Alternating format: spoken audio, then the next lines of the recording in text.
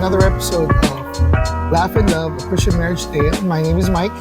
My name is Cassie. Welcome back. We had a long break. Parang yung last episode natin. Ano? Tagal na. Nung That was Christmas pa. New Year. January. January. January. It was a... So it was a New Year thing. We are taking you to a trip. It is our 22nd anniversary. And we're celebrating it in... Palawan. Look at that! We are here in El Nido, Palawan. Duli Beach. Nasa Duli Beach kami yan. And then later we'll go to another beach. Mga dalawa pa siguro, no? Yeah. But aside from the beaches that we'll go to today... we'll take you down to hindi naman memory lane, no? Pero things that we've learned in marriage, and since we're celebrating our 22nd anniversary, we're going to share 22 things we've learned in our marriage. In 22 years of marriage. So sana umabot sa 22 kasi we're still writing it right now. But as we Ang hirap pala mag-isip nun, like when you enumerate things. Pero I believe naman there are more than 22 things that we've learned. It's just you know. So that's why I think it's a good point to number one. Hindi, teka lang. Sige. Getting ahead of myself. But what are you grateful for muna? Just like our tradition. Well, what I'm grateful for this week is this trip. Itong trip na to, yan, last trip. Very thankful for a lot of things, for friends. Yeah, we've met friends during our tour. Yeah, sinabi ko nga dun sa mga nakasama namin na everything that we've experienced here, gifts sa amin from... Most of what we're enjoying here ay mga gifts sa amin. Yung tickets namin. Shout out sa aming friends. Hello. Hello, thank you. And then, even sa the past few days na dinners namin, we had wonderful, delicious dinners, courtesy of friends as well, old and new friends. Yes. So shout out sa inyo. Thank you so much. Yes. I am superly indulging in seafood. Superly. So thank you Lord din kasi hindi nananakit yung mga kasukasuan ko. I'm taking my meds. So yun what I'm really, really, really thankful for. And then of course, finding out na libre din yung magpunta sa beach na to. And we're kasi diba, it's not a hidden fact naman that when you go to El Nido, everything is expensive, right? But except for this beach, it's beautiful, as in, it's very beautiful and it's for free. And we're just enjoying buko. Kami lang yung nandito. Yun lang, buko for 100 pesos. But it's also 100 pesos back there in Kasi kami lang yung nandito right now and the locals. So, merong ibang mga puti naman. A handful. Yeah, but ang layo nila. Yeah. Anyway, I'm grateful for a time of resting, a time of taking a step back from all the work, Hustle and bustle of life. Hustle and bustle of life. So this is a good time to recharge between us then, and iba yung when you spend time, enjoy the thing. I think I'm enjoying more than you. I love the beach. Well, I'll share a few clips of us going around and... Why is the camera doing like that? Because it's windy, ang hangin niya. Okay, friends, on the count of 3, ganun yung ulo nyo. Hindi kayo mahilo. No, it's okay. The video seems to be okay naman. Okay, anyway. All right, number 1. So let's jump into the 22 things we've learned or we discovered or about marriage. Not just our marriage, but I think what we're going to share here are general things about marriage that we learned as we journeyed in the past 22 years. Deep, pwedeng mababaw lang. So, sige, number 1 is, kanina ko lang naisip, is human beings have the tendency to forget. So it's good to write them down, like memories. Yes. Write them down, what you're grateful for, write them down, or take photos of the beautiful things that happens in your life. With the, alam mo yan, yung mga milestones ng kids. I think, na-document ba natin lahat ng milestones ng kids? Hindi, no? If not all, most. Most. Kasi it's good to look back at them, especially when they're older. You laugh at them together, or, you know. And then you remember, meron akong ano rin na looking back at those photos, and then I remember our status then as a family, ano yung itsura ng family namin before. And then I remember just how good God is. Bumabalik ako dun kasi I remember that how God saw us through dun sa difficult times. Sometimes it's a difficult time. You know, sometimes you're smiling in a photo pero hindi naman pala, alam mo yun. Anyway, and you would only, ikaw lang ang makakaalam nun, you and God, what you're going through with that photo. Yun. Yeah. So, document or, ano yun sabi mo? Document, write them down, take photos. Remember. Yeah. Memories. So you can remember. So you can remember. Yon. Ano yung number 2 natin?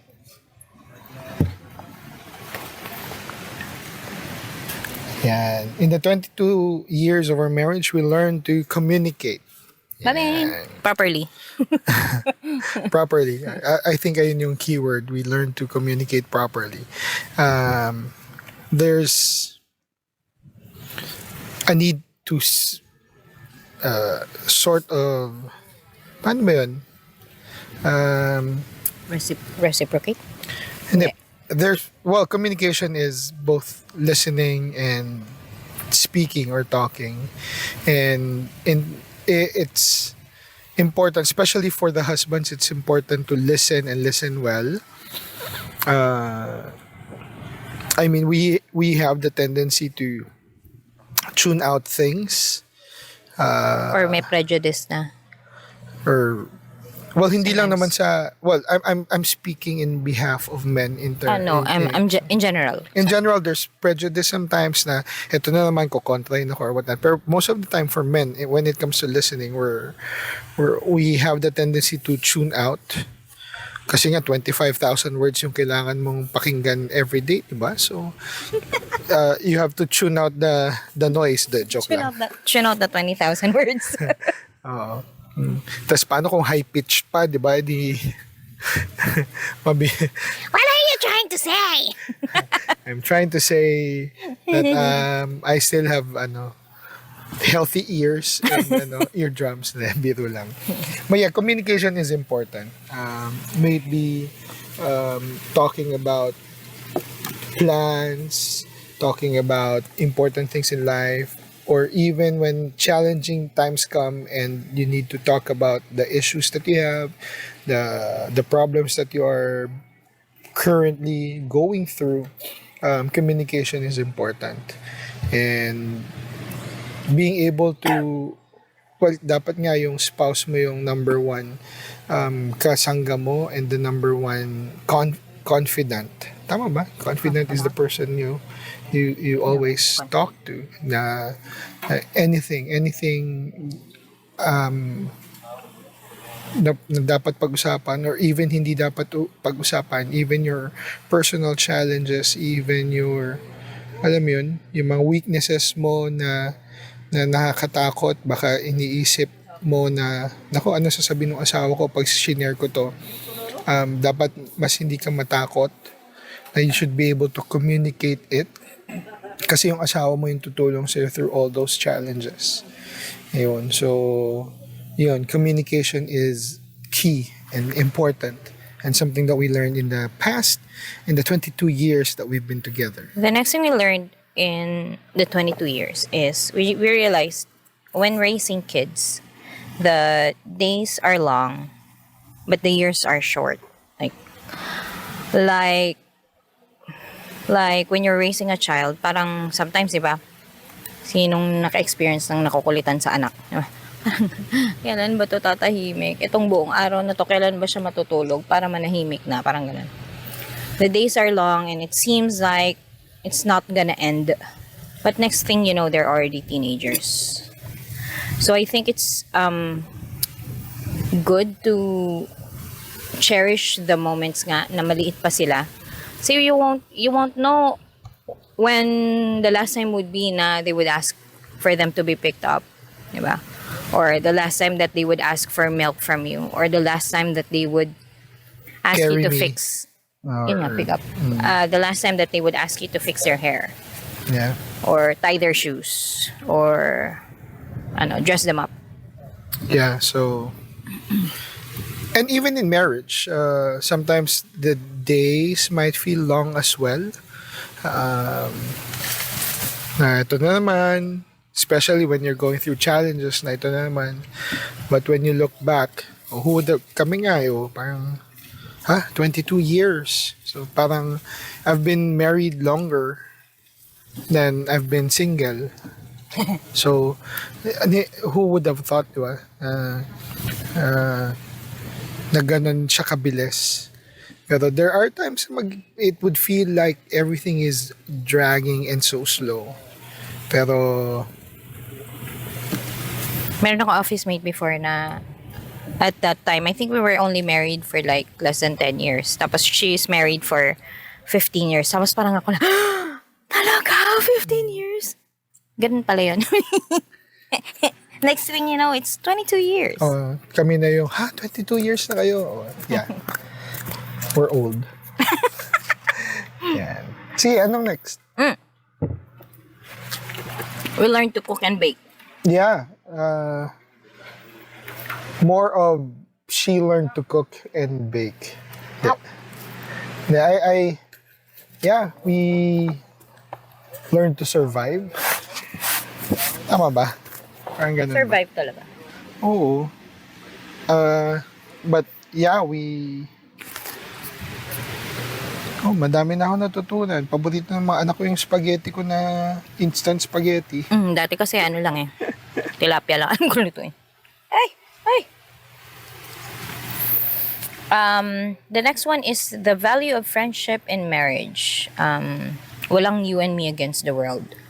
We sometimes think, diba, marriage is between you and your husband. Totoo naman that it's between you and husband, but it's also important to have people to surround you that would speak life into you, into the both of you, pwedeng separately, pwedeng as a couple, that would bring you, closer to God, and that would bring you into maturity.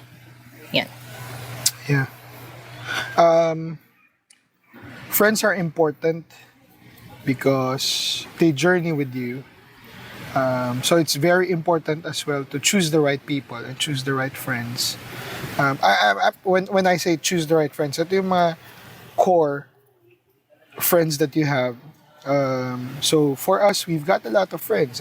Like here in this trip, we met new people and we love them. We love their company and all that. But more than that, we also have a core of friends who are with us and who knows all of us, if not all, they know our challenges and what we're going through, and they help us through it as well. Kumbaga, hindi lang namin sila kasama pag sa gimmick or pag may mga birthday parties, but they are with us through the challenging times. They help us process things. They pray for us. Yeah. With us. Pray for and with us. So, friendships and friends are important. Yeah.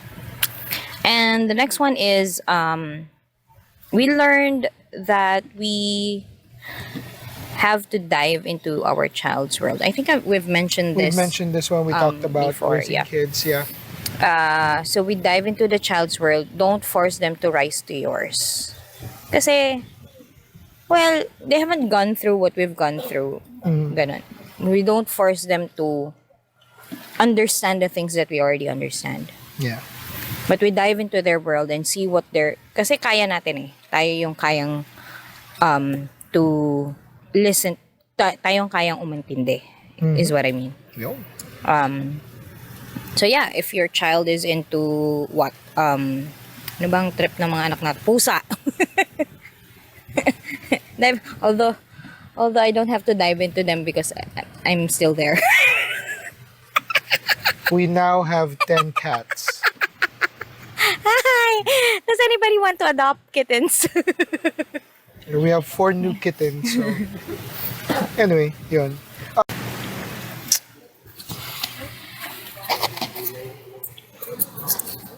Yeah.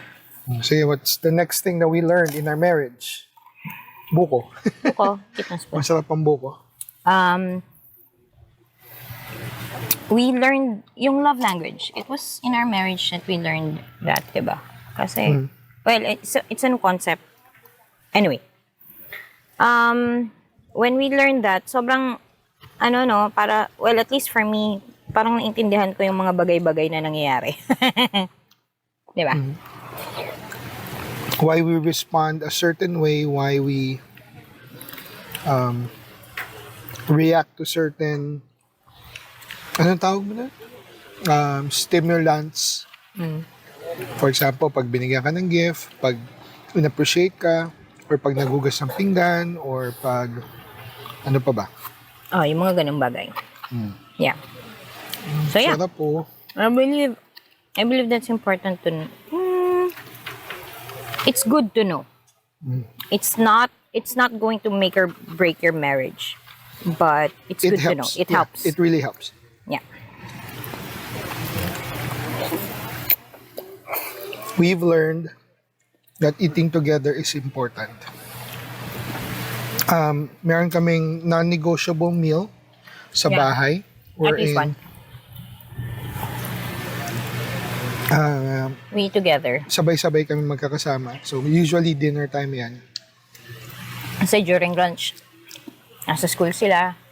Yung Breakfast, minsan iba hindi nagbe-breakfast, pero dinner time as much as possible, magkakasama dapat kami. Yeah.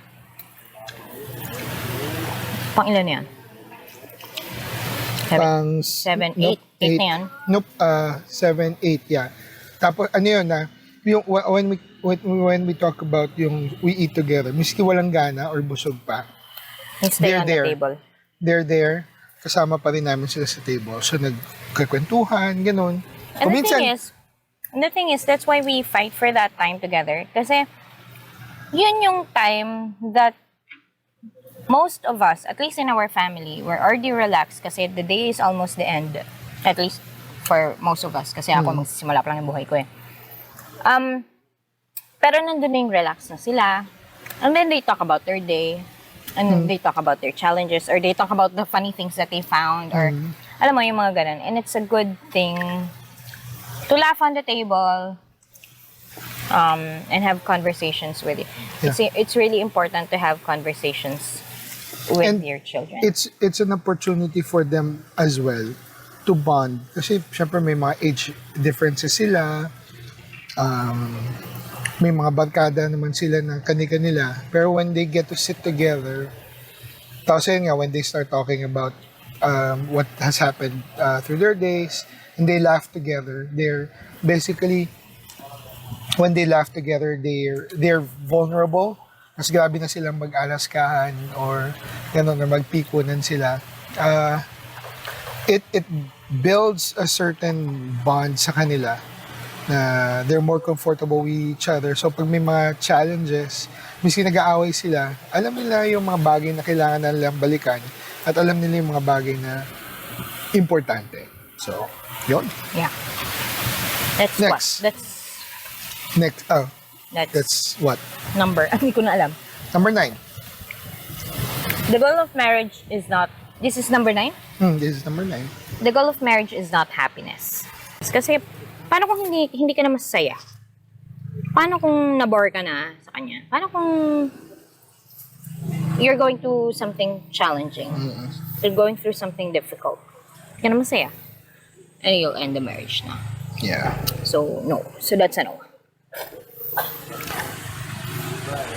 So the goal of marriage is to honor God. And this is something that important that we learn. It's not about compatibility. It's not about finding your perfect one. But it's really getting married is about being able to do God's purpose and plans in your life together. Basically, being able to do a bigger work in the kingdom of God. So, yun. I hope our audio is good. Nabunot pala siya nung nalaglag. So, I fixed it. But, yeah. Next. It is normal to argue. Yeah. And just like what I said, since the goal of marriage is not happiness, when you argue, obviously you're not happy. But even though you argue, there is still unity in your marriage. And there is, what do you call that? There should be an end point to your argument. You argue to resolve. You don't argue to win. You don't argue to prove your spouse wrong. You don't argue to prove yourself right. Well, we have an entire episode on resolving conflicts. So, if this is the first time that you've listened to our podcast, it would be nice you can scan through. I don't remember which episode it is, but you can scan through our podcast. All 15 other, konti pa lang, no? 15 pa lang. Pero dadami pa yan, promise. Yan. So, yun. Ano, didiretso natin dito or do we jump into the next beach? I think we're going to the next beach and we'll see you on the other side. Yes. Bye, guys. Anong beach to? Nakpan. Nakpan Beach. So we're here. We're walking and Nilipad.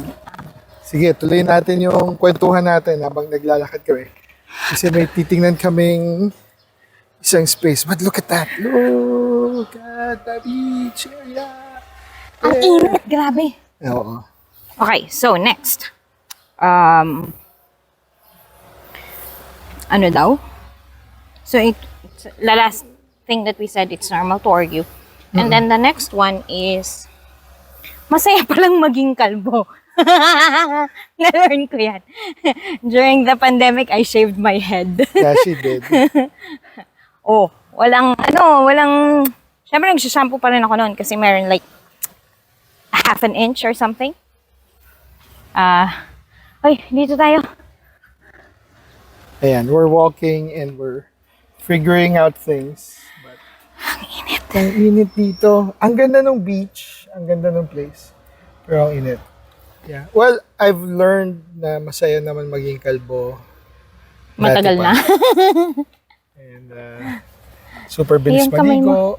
Super sarap and everything. And so, ano yung next thing that we learned? Marriage is not 50-50. Sige, explain mo yan. Marriage, it will not always be the case wherein both parties would be giving 50%. like 50% or 100%. There will be times talaga na yung isa ay will be challenged and yung isa would need to lift up the other one. I hope it makes sense. Alam mo yun, there are times talaga na you're really just down, you're sad, you're Pwedeng you're not 100% in your emotions. yeah. So, di ba, if you're not 100% in your emotions, you tend to lash out. Hopefully, hindi. Katulad na to, pag sobrang init, Di ba? gusto na mag-lash out ng asawa ko. So, with that, it's good to support. Ganyan. Kung ikaw okay lang naman sa'yo, edi you support. Or probably, when it comes to spiritual even. So, spiritual, if one of you is not at 100% ang role naman talaga natin constantly is to bring each other closer to God. But when one is, struggling with ganyan, Something with something spiritually, support. Ganun. Even in finances, even in, ano pa ba? Goal settings and, So, there will be times as well in terms of the give and, kasi yung iba kasi, ang iniisip din kasi, it's give and take, wherein if I give this much, you have to be able to give this much as well.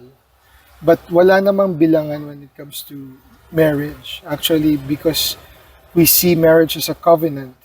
Sabi nga, even when the other one is not able to Fulfill. fulfill his The or role. her part because of certain issues, challenges, it doesn't mean that the other spouse will not continue to do his or her part as well. Dun papasok yung support, dun papasok yung prayers, dun papasok nga yung being the best partner for your spouse. So, yun. Yun, something that we learned in marriage. Next. Having core values is important. Directions may change, but the core values remains the same. Knowing, and it's also important to know your whys. Yeah. This is where it comes in. So having a core value, ano ba yung binavalue nyo as a family? Family, yung family time together, ganyan. That's one of our core values. Yeah, ano nga ba yung mga sinulot natin na? Kasi yung direction nyo as a family may change. Like say for example, college na yung anak nyo. So iba na yung direction nyo as a family. Hindi na kayo maghahanap ng, or hindi na kayo like every week naghahanap ng activity for a child. Hindi na kasi college na yung anak nyo. So the directions may change, pero yung value nyo pa rin is the same. Binavalue nyo pa rin yung time together.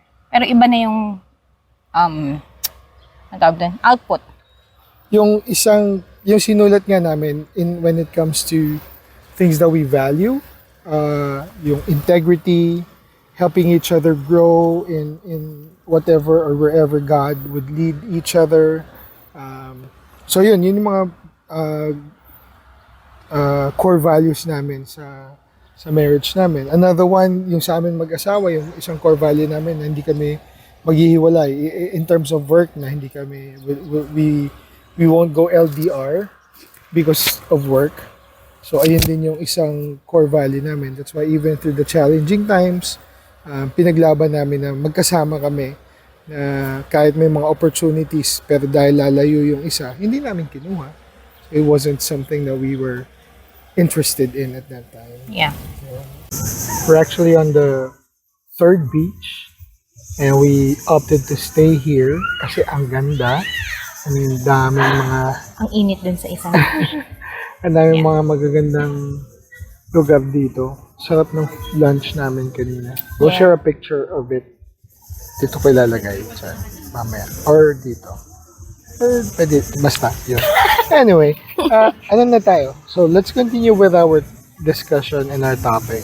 And we're talking about 22 things that we learned in our marriages. So the last one we said was to know your values. Yes. It's important to have your own core values. The next one would be your current joke. Mamaya na yan. It is not required to like all the same things. Like all the time. But you can have something in common that you enjoy. Like we both enjoy food. Yeah. But he loves basketball and I don't. Hanggang ngayon. Yeah. Sorry, No, it's okay. pero it's a good point then, for some you can like learn things that your spouse likes. And who knows, baka ma-enjoy mo rin. Yeah. And though, guys, look. Ano ba? Tadaan! Nasa ano kami? Leo Beach, Palawan. El Nido, Palawan. Next is that your current status does not have to dictate your future. Your current status does not need to dictate your future. Like if you are currently undergoing some struggles, if you are, you don't know what direction you will take in the future, that's not, life is a journey nga, diba? And your life, you don't have to stay in one place forever. May sabi, life is like a... Box of chocolate. Hindi. Ang buhay ay parang gulong ng palad. Kaya lang lasa vulcanizing shot kasi flat. Minsan nasa taas, minsan nasa vulcanizing siya. Kasi flat lagi. Joke. So, But your current status does not have to dictate. So you don't have to always be discouraged. I mean, you can, if you are undergoing some struggles and undergoing some life challenges, you can look at it as an opportunity to grow, learn. grow, yes. So that you don't have to stay in that position. You don't have to like believe in the lies that you're never gonna change, that you're always gonna be the same. Yeah. Yes. And the next one is, marriage is not about getting what you want or need for your spouses. We learn that marriage is more about giving of oneself. It's not about, it's prioritizing the other rather than More than yourself. rather than looking for What you can ways get to out of meet it. your needs or ways to get what you want out of a marriage. Yeah. So yeah, ang laking mind change din nun, or mindset change on that. Yes. And another one is, this one, you said this, no me time. No me time, just us time. Meron kasing, now, I mean, this is for us, and this is something that we learned, that yung Works for us. yung kasi meron ibang couples na it works for them na I need to take time off and just have a moment of myself, ganyan. But for us, and one thing that we've seen, and our kids notice this, that we are more ill-tempered when we're not together. Mas irritable, mas mainit yung ulo, and so kami nakaka-recharge kami when we're together. Yeah. Miski yung alam mo yun, yung wala nang ginagawa, pero yung basta alam namin, or ako alam ko nasa vicinity lang si Cassie, I'm okay with that. I think it's like a safe space kasi, no? When you know, at least for me, when I know that you're around, I know that I'm safe. So I don't have to stress about, especially when I'm outside of the house, I don't have to stress about kung, you know, I don't need to worry about my personal space because I have someone who would look after or Yeah. look. Just ko yung contrast natin. Dumidilim na tayong dalawa. Kasi umatras ka Ayan. or nauubos na yung battery. And then, ano lang, maganda lang yung contrast. Hindi, nagmo-move yung sun, so nagmo-move din yung lighting natin. Naks. Ang bilis naman nun. Oo. Next. Next is, marriage is not a competition. Marriage is not a competition. So it's not about, baka malamangan niya ako, or you know, not proving yourself, not trying to prove yourself better than your spouse, but it's actually a teamwork, you know. Marriage is not a competition, but a cooperation. Yeah. One thing that I've learned, that as Cassie's successes are my successes as well. Right. And it's something that I celebrate with her. And my successes are her successes as well. And we celebrate all things together. And in the same way, the challenges that I face are Cassie's challenges, and Cassie's challenges are my challenges as well. Yeah. So we work through all of these things together. And it's not being better, it's not being better than the other, or ikaw puro ka na lang challenge, wala ka nang na-contribute. There are seasons, and sabi nga dun sa isang part na na-learn nga namin, is that sometimes there will be seasons na 70-30 yung isa, 50-50, 80-20, baka nga magkaroon pa ng season na 100-0 eh. But what's more important is that you're together as a couple, you're together cooperating to meet the targets and the goals that you have for each other. Yeah. One of the things that we learned also is maganda yung when you know, the little things, tiny small things that interest you, na interesado rin yung spouse mo. Like, for as simple as Mike loves dogs and ako naman ay pusa. So, parang in turn na pag nakakita ko ng pusa, uy, dog, ang cute, ganyan. Siya naman, pag nakakita ng pusa sa kalye, pinopoint out niya rin sa akin. It's something that we like those small things in life that you'd know that your spouse would enjoy when he sees one, diba? And pointing it out, parang it just makes you feel na, wow, alam niya kung ano yung gusto ko, and it makes you feel valued. Yeah. We also learned that it's important to laugh. And then the last one, it's important to love. Last two, no? Yeah. So to laugh, kasi you have to find something that you enjoy doing together, and you know, finding something that you'd laugh at together. One of the things that we usually do is we watch sitcoms, ganun. Or yung mga stand-up comedies na na mga nakikita namin. Yeah. And to love basically is to give off of oneself. Yeah. Loving is A decision. and it's sacrificial. So, yun. And if that is the standpoint of how we would love each other, then one thing that we learned that it makes things work. Yeah. And we are able to accomplish that loving sacrificially. The reason why we're able to do that is because we've experienced it. It's something that we daily that we are thankful for.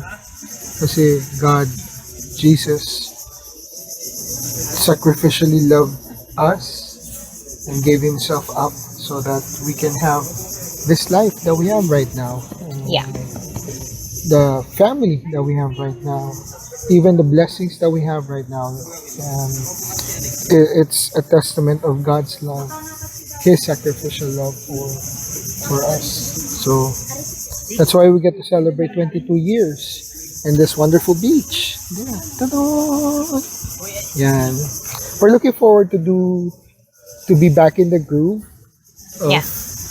sharing our journey with you guys, and we'll start sharing our journey with our kids as well. Yep. And we're just excited for this new season. Again, we're going to our 23rd, 24th, and 25th. And we'd love you guys to journey with us. If you have any questions, do share it. Yeah. Comment sa aming Facebook page or sa aming Instagram page, or even dito sa Spotify. Pwede kayo mag-comment, mag-send ng message. You can also view us on YouTube dahil may mga short videos na rin kami. We're also on YouTube now. So, pwede nyo rin kaming i-message doon or mag-comment doon. And do follow yung mga mga social media accounts so that you'll be updated again with all the stuff that we have in store for you. We're excited for this new year for our marriage, and we're excited to journey with you guys with us. So don't forget to subscribe to our show. It's Laugh and Love, A Christian Marriage Tales, sa Spotify. And on Facebook, it's Laugh and Love with Mike and Cass. And Instagram also is Laugh and Love _ Mike and Cass. And sa YouTube, Laugh and Love with Mike and Cass. Yes. So join us again next time as we do another episode. And see you guys magdadagat na siya. So then. Bakit ikaw? mamaya pag malilim na. Pero siya yung laman tubig. So Bye guys.